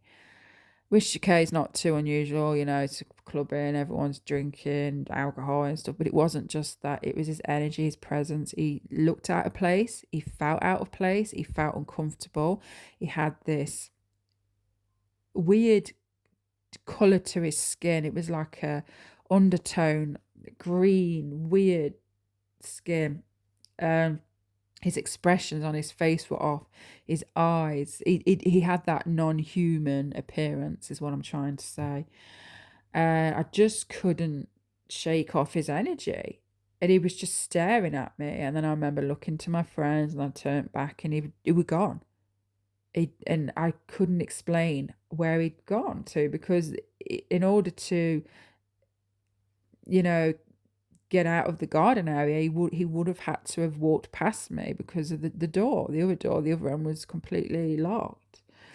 So, so just strange little things like that. I've always felt followed and watched, and whenever I share my experiences as well, I feel more of that, like I'm being watched, I'm being followed. In fact, I'll share this with you before I forget, and then I'll end this video because it's quite long. So I've done a video showing my targeted individuals' experiences. If you want to watch that, then you'll find it on my list. So this was only actually a few days ago. I was in town with my daughter. I just want to say I'm not naturally a paranoid person. Okay, if anything, I'm actually unaware of my surroundings. I'm not paying attention. I'm always bumping into things, banging into things, getting in the way of people. I'm in my own little world, or I'm distracted, which annoys the shit out of my daughter, especially when she's trying to have a conversation. So I'm always easily distracted, especially when I'm outside the house. Again, it's the neurodivergent brain. So I'm not paying attention, but every now and again, something will ping up my energy, and it will cause me to turn around. And usually the first person I clock eyes with is the person that is staring back at me. And it's not just staring, there's just something off about their energy. It's like my psychic senses, my auric field, my energy barrier defense, whatever. We all have it, Some are more heightened than others, but mine's very sensitive. I pick up on these things. So that is when I am kind of like, okay, well, something's going on. Okay. Again, I'm not paranoid. I'm just cautious. I'm just wary. Paying more attention to my surroundings. Anyway, so on this particular day, a few days ago, I'm walking, and I see this man in front of us, me and my daughter, walking up towards us. Now, I just thought, oh, he's just walking past us. But it's the way he walked up to us. As I mentioned as well, it was a wide path, a wide berth. He could have moved, but he just kept eye contact, walking fast, and he'd got this move and strut about him. He was like moving his shoulders like he was freaking Rocky or something. It was so weird. It was this small guy, There was nothing on him. And he just kept eye contact, staring right into my soul. And I was like, what the fuck's his problem? What an arsehole, we get up. There's arseholes out there, guys. It's not always because we're being gang-stalked or followed, I just want you to know that I'm not a paranoid person, but there's something weren't right. But I didn't think that at first. I just thought, what an idiot, what a douchebag, okay? He could have moved, but me and my daughter ended up moving out of the way for him. Like, who does he think he is, type thing. And then he walks past, and I remember saying to my daughter, fucking hell, what's wrong with him? He looks like he's about ready to knock someone out. I says, and what's with the dirty look? Well, not dirty look, but just staring into my soul, Anyway, we laughed it off. Again, I'm very rational. And so I went into the shop. He went way past the shop, by the way, and the other shop. Me and my daughter goes into the shop. We're on the aisle, one of the aisles, and I see him walking through the central bit. And he's scanning, he's looking. And then he clocks eyes with me. And as he's kind of clocks eyes with me as he's just kind of walking past the aisle we're on. And then he stops, walks backwards, turns, keeping eye contact, guys. Comes on the same aisle as me and my daughter, and he's just picking up things, barely looking at the things he's picking up. And I thought, okay. And I said to my daughter, I says, that guy's there. She went, I know. And I said, I feel like we're being followed. She says, yeah, I know. And my daughter, she's very, very logical, very rational. Like, for my daughter to say, yeah, I know, it something, it meant something. And again, he just kept that eye contact. It was, I can't even describe, even now, that type of look. It was almost like there was no one behind the eyes, but he'd got these deep, dark eyes, and he was just staring, penetrating through me. It was like a mixture of curiosity or trying to intimidate me, but curiosity at the same time. I can't explain it, but at the same time, it felt like there was, I don't know, like we hear a lot about NPCs, non-personal player characters, okay, in this simulation matrix, whatever, this false reality we're living in that we're waking up from, right? And a lot of people say there's a lot of these non-player characters, you know, and I believe that. I believe that. And so a lot of these are they're like hosts. They're like empty vessels in a sense. I do believe they have a soul, but I mean, there's not much going on upstairs, if you know what I mean. You know, they don't question anything. They're kind of like the simpletons, you know. I bet if I actually confronted him and had a conversation, he'd probably, I don't know, might probably be like monotoned, very like, yeah, typical NPC energy, like nothing computing really, or just something off, you know. And I have met people like that, and these non-personal players, you know, they come in different forms as well, and severities of, you know, their consciousness awareness. But I knew and sensed this guy didn't have much awareness. And I remember thinking, you know, sometimes we stare at others, okay, a little bit too long, perhaps because they're good looking, perhaps, I don't know, there's just something about them, you know. You know, and sometimes we get caught, sometimes we turn our head away. Like, it wasn't that, like, he didn't care that he was staring at me. I remember his way, he never blinked. He never blinked, not that I remember. He was just staring. He got his big round eyes, and he was just staring at me with his brown eyes. And I remember thinking, like, it's gonna hit him eventually, like that he's going to realise, oh shit, I'm staring a little bit too long here. You know, I'm trying to figure it out in this whole experience, like what the heck's going on, as well as feeling like we're being followed, because he was looking at things, but he wasn't really looking at things. It was like he was pretending to look at things. And I'm not even exaggerating, guys. Like, for how long he was staring at me, it was weird. Not blinking, just staring at me. And I remember, you know, walking past him to get off the aisle, and we were literally inches away, and I just stared back because I was just so confused. And in fact, I wanted to confront him, and my daughter knew because she sensed that from me, and she tugged me and then told me after we walked past. I said, oh, I really wanted to confront him and say, what is this problem? Like, what's your problem? Have I got something on my face? Do you want my number? You know, it was a little joke. Why do I feel like you're following me? You know, my daughter's not confrontational. She's a bit of a people pleaser. And so she hates any of that. And I'm very blunt. I'm very unfiltered. I'm very direct. I'm very unhinged. And so if I was on my own, I would most definitely would have confronted him and probably recorded it at the same time just to see what he would say. Although after sharing this with people did advise me not to do that because, you know, I don't care. But anyway, it was very strange. I've heard people say that there are a lot of sleeper cells walking amongst us, and they are being activated at this time. And I don't want to create fear, guys. I'm a realist. I say it how it is. There's no filters. You know, look at the world. Look what's unfolding. Look what's happening. Okay, look at everything. We have to be not paranoid, but just be cautious, okay, when you're out and about, especially if you've got children. Watch your children, okay, watch people around you.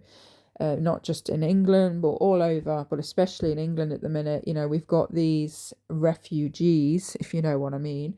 They're not really refugees. They are like, you know, Middle Eastern men, you know, of a certain age, young, coming here with no children, you know, being housed by our own governments. And there's a whole agenda in that. I don't want to get into that.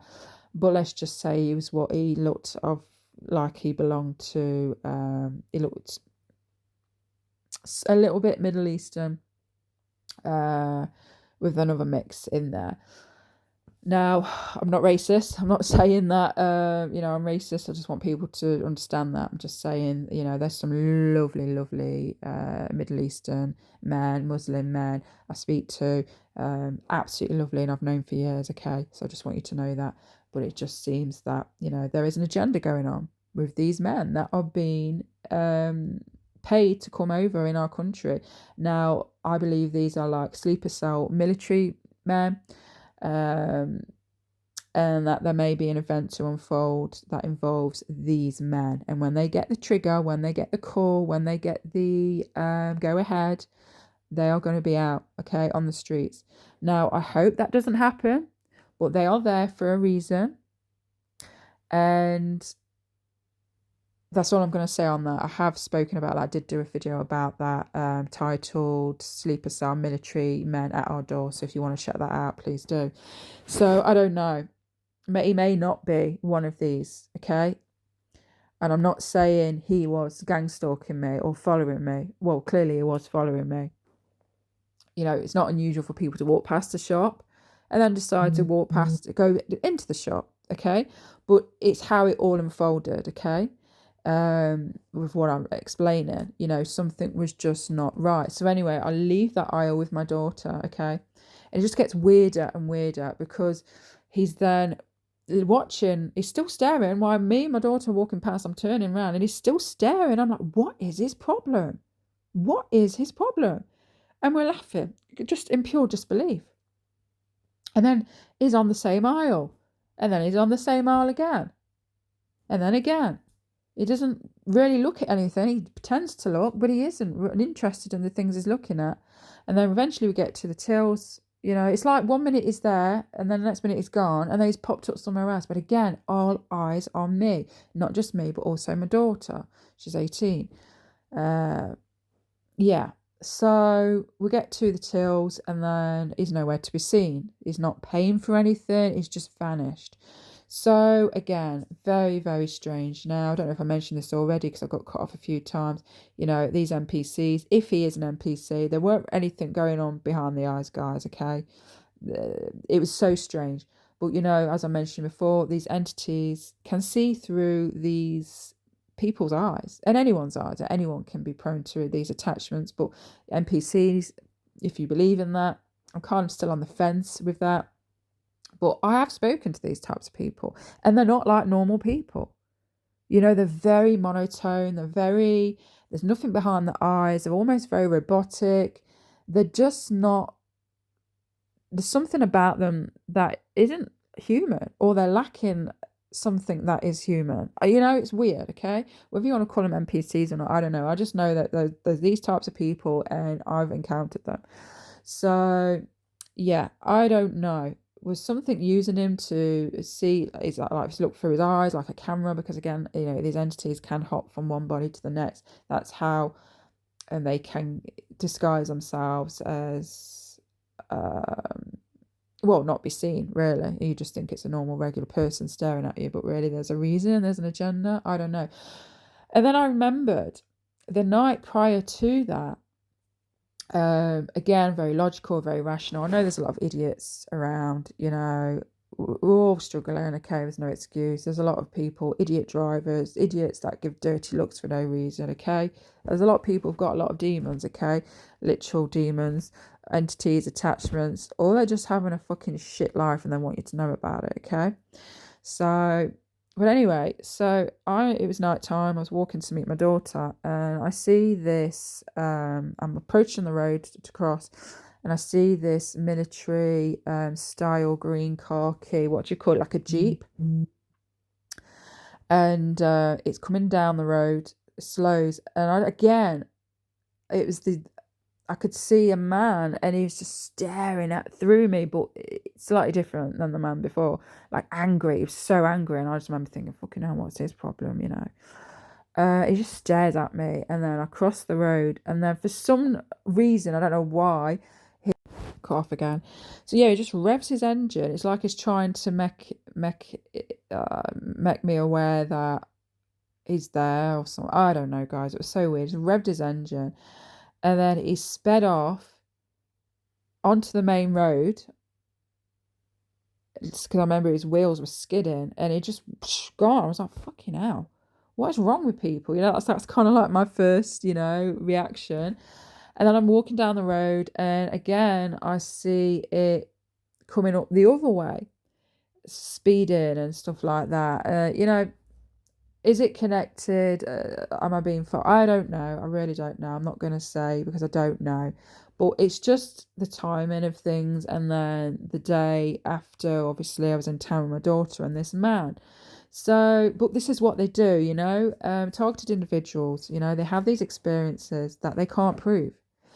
And there's many tactics. There's intimidation, there's being hassled, harassed, sorry. You may receive weird emails, text messages, phone calls. Like, I received yesterday a text which seems normal, but it's not normal in the sense because it's not things I usually get. But it's just, again, it's the timing. It's one thing after the other, and it was a text from an unknown number, a mobile number. I have no idea how they got my number, by the way, which in itself is strange. Now, I'm aware of scams. I do get scam calls. That happens. But the nature of the text was a lot of Bible references, spirituality, Jesus, blah, blah, blah, blah, blah, which is weird because that night, prior to that text, I actually recorded a video that I never actually posted in the end because it was just a nightmare, guys. And I actually spoke a little bit about the Bible and things like that. So again, to me, it was just like, letting me know that we heard you. We know what you're doing. We know what you're speaking about, and it looks so innocent, oh, but it's weird. First of all, how did they get my number? Which I know scammers can get your number all the time. Okay, that's okay. But it was the nature of the text and what I was speaking about in the video. Okay, it was weird. And then 2 minutes after that, I receive a phone call, which again isn't weird, but it's weird because I don't get these usual calls. And again, it's the timing. It's one thing after another. Hiya, I'm so-and-so from, and then she kind of muffled and I couldn't hear what she was trying to say. I was like, "Excuse me, you're from where?" She said, "Hi, I'm so-and-so from," so I had no idea which company she's from because she wasn't clear. She says, "Hi, I'm just ringing up about life insurance." And I don't know, it just was weird. Maybe it was just a random call about life insurance, See, again, you have to be careful because when you are a targeted individual, number one, you can't rule out anything because, this is one of their tactics. They will disguise and pretend to be someone or something, a company and things like that. But the whole point is to make you paranoid. That is the whole point, okay? It's to make you paranoid. It's to make you feel uneasy. It's to make you to feel like you can't trust in yourself. Now, I don't give them that power because, I'm sharing it with you, yes, but I wasn't in fear. I wasn't paranoid like, oh my God. And I just want to share it with you because I just think it's just, I use it as an example. Now, I don't know. Was it them? Was it not? But quite frankly, I don't give a shit because I tell you what, I've been through that much stuff that if it was them pissing around, it's going to take a hell of a lot more than that to try and scare me and intimidate me because the things I've been through don't even compare. So, but like I say, a lot of people report on these types of things, and I just thought it was using it as an example. So yeah, because they want you to question your sanity, they want you to feel like you're paranoid. You often hear of these targeted individuals like someone's hanging outside my house, or I received an email or an unusual phone call, or they're saying things, you know, they've had a conversation with someone, and then the next day or an hour later they'll be in the coffee shop and they'll hear someone, a stranger, having the exact same conversation with someone whilst giving them eye contact. You know, it's a psychological operation here, guys. I want to make you crazy, but I will not allow them that. You know, this man following me clearly was. I'm not fazed. I'm not scared. I'm not bothered. And they hate that. It actually pisses them off. So I don't even know why they waste the time in doing it, okay? With the guy in the Jeep, I don't know. I don't know. Maybe he was just, I don't know, some pissed off, angry jerk. I don't know. We get them all the time. But this is the thing, isn't it? It's like, not everything's always connected, but at the same time, don't count everything out at the same time. You know, you kind of got to be in the middle. Just pay attention, notice these things. Don't drive yourself mad. Just know, okay, I experienced this, I saw that. But don't drive yourself mad and be like, you know, because that's what they want. They want that. They want you to feel like you're crazy. And the whole point of that is so you drive yourself to a psych ward or to the doctors, wanting you to sit there, tell them all this stuff. And of course, you're going to sound absolutely delusional. You're going to sound insane. And then they'll give you medication, or they'll friggin', your family's worried, right? And they're going to take you in and put you in a fucking mental institute, or whatever you call them these days, a psych ward, you know? But I'm not that type of person, you know? So, yeah. I have, like I say, shared my targeted individual experiences, and there are things that I've shared that are blatantly obvious that I were targeted, okay? Even for me, I'm the most logical, rational person, believe it or not. A lot of things I'm like, I'm not sure. And with experiences, I'm like, oh, hell yeah. No doubt about it. Clear as day. This is a personal experience. It's a personal attack. I'm being followed. They want me to know that. They want me to know their presence is there, you know, and all that, you know. But anyway, guys, it's insane. But anyway, I'm gonna end this video on, you know, just pay attention to your surroundings. Don't be paranoid. Just be cautious. You know, if you are a targeted individual, you know, we kind of know the games and the tricks and tactics they use and stuff. And, you know, we can't prove these things, you know, and they know that. And it can drive people insane. So just don't let it get to you. That's what they want. We're going to see more targeting, unfortunately. And I always find a correlation between, you know, these things happening, and it's always around the same time when I'm sharing things. You know, they've come for me in many ways. They've come for my channel. They are affecting my channels, YouTube, social media channels, all of it. They have messed with my life, to the point where I have to purposely isolate myself because they have used everyone that's ever got close to me, or, you know, a lot of the time some of these people are just not who they say they are anyway. But regardless, you know, I've been affected and impacted negatively. I've not had one healthy relationship really for a long time. I do have a couple of friends that are healthy connections, but yeah. So I don't get too close to people because I know they're at risk of being infiltrated, compromised, used to get to me. This is what they do. They love to cause division. They love to cause trust issues, chaos, drama. They love to mess with us, guys. Mess with us is what they've done for a long time. But despite all this and everything I've gone through and, you know, what I experience and stuff, you know, I do live a normal life. You know, I'm very grounded, believe it or not. Very, very logical and rational. You know, after any experience, you know, I will try and debunk. I won't believe I gaslight myself unless it's something blatantly obvious. I still gaslight myself, you know, that's who I am. My ego is like a tough nut to crack, you know. Has a hard time believing in these things, yet I know they're real. And my higher self has to keep reminding me, you know, Zoe, you're not crazy, you're not paranoid, these things are real, you know, it's part of, you know, the psychological warfare as well. And you know, I've had experiences with other people, so I have got people to validate certain things that I have experienced. I may have them come on my channel in the future. So yeah, you know, I can get out of bed, you know, cook, live, do things. You know, I do have some struggles, health issues. I do struggle with depression, of course, because of the things I've gone through. But you know, I'm very strong. I am very resilient, and I can still, you know, be a good mom, a good friend, and stuff like that. I'm very protective, and I'm not paranoid. I'm not, you know, those that are close to me know this. That despite everything I've gone through, I am very, very, yeah, grounded. So yeah, I think that's everything I wanted to share because it's a very long video.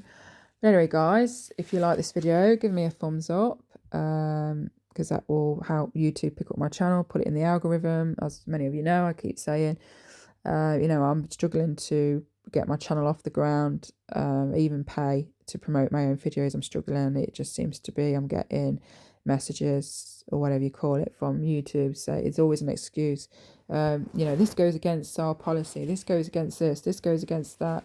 Denied, denied, denied, you know. So I'm going to keep trying. I might actually promote this video. I reckon I should be able to promote this without any troubles. But we'll see, we'll see. They have come for my channels. I had an experience where they threatened me the other year when I was uploading my experiences, literally one after the other, after the other, after the other, on my old TikTok, well, on my current TikTok account, sorry, this was years ago. And that's a whole story time. That one's titled Taken, something like Taken and Threatened and Given 24 Hours. That was a real experience, guys. So if you want to check that out, please do. I'm sorry for the rustling of the tissue. It is what it is. But anyway, yes, guys, if you support me, if this is helpful in any way, and I understand not all my information experiences are going to resonate. I understand that, you know, we're all at different levels, but perhaps you may unsubscribe, go away. That's absolutely fine. But perhaps you'll come into more information. But yeah, the whole Epstein stuff, everything that's coming out, and humans, entities, possession, demonics. Yes, aliens, I said it, aliens are real. Look in the mirror, you are one. You are a humanoid called human. Everything about our world and reality is, as many of you are figuring it out, is not what we thought it was, quite clearly. I've been cut off so many times, it's actually unbelievable at this point. But yes, so yeah, reality isn't what we thought it was. A lot of us are going to struggle. A lot of people are going to struggle, especially those that don't even believe in the basic of things. Energy, you know, it's simple. Something as simple as energy. They can't even wrap their heads around that, you know. And then you got spirits, ghosts, extraterrestrials, Bigfoot, all the, you know, aliens. Oh yes, I said it, aliens, you know, they're real. Look in the mirror, you are one. I don't know if I've already said that, guys, because I can't get caught off. They are real. We are here. They walk amongst us. You are one. And reality, yes, reality. The spell is being broke, guys. The veil is thinning, or the veil is lifting, and we are seeing behind the curtains, behind the smoke and mirrors, right? We are seeing the magician, and very soon. So with this Epstein file, you know, I believe there's going to be a lot of things. In fact, I'm going to save that for my next upload because I do want to go into that a little bit. But anyway, I'm going to start rumbling because this is 2 hours long. I can't believe it. Anyway, guys, like I say, if you like this, if you find it helpful, please give me a thumbs up. Again, it helps my channel. And it lets me know that you support me, okay? Because we need a little support, okay, sometimes. And yeah, I'm going to love you all, and I'll speak to you all in a new upload. Take care, guys.